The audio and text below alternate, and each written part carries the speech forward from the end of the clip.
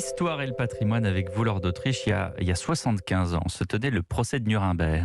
Il reste aujourd'hui peu de témoins, évidemment, mais parmi eux, il y a un homme et il est français. Oui, il s'appelle Yves Beigbeder, il a 96 ans, il vit dans le Béarn et en 1946, âgé de 26 ans, tout juste licencié en droit, il arrive à Nuremberg, cette ville bavaroise en ruine, pour accompagner son oncle, Henri Dondieu de Vabre, qui vient d'être désigné pour juger à Nuremberg les criminels nazis.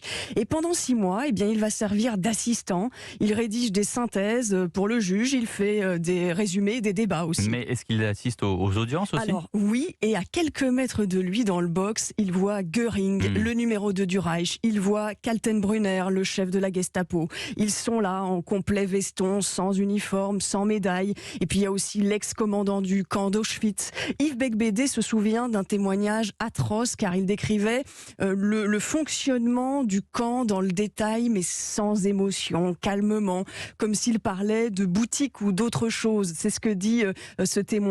21 des principaux responsables du Troisième Reich poursuivis pour crimes de guerre et crimes contre l'humanité sont là. Ils ont leurs écouteurs sur les oreilles pour entendre les débats dans les 4 langues officielles du procès.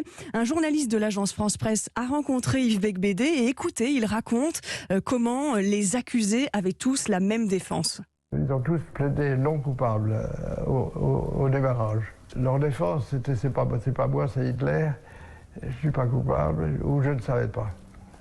C'est difficile à défendre. Le fil rouge, c'est l'impunité, lutter contre l'impunité des dirigeants criminels. Et ça continue maintenant, évidemment. D'essayer de les attraper et de les juger.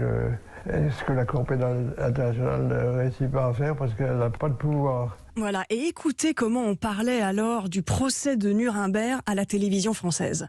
Le procès sera long, mais ces hommes qui ont été au sommet de la puissance, qui ont cru tenir le monde dans leurs mains, ces hommes aujourd'hui vaincus, saisis et accusés, ces hommes savent bien que le monde ne leur pardonne pas et que l'heure de payer est venue.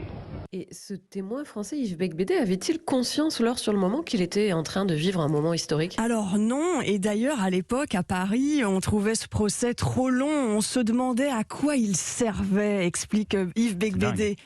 Il lui a fallu du temps et ensuite, avant même le verdict, il est parti aux États-Unis d'ailleurs pour suivre ses études. Et aujourd'hui, avec le recul, il dit que pour l'époque, organiser un tribunal international, c'était une bonne idée.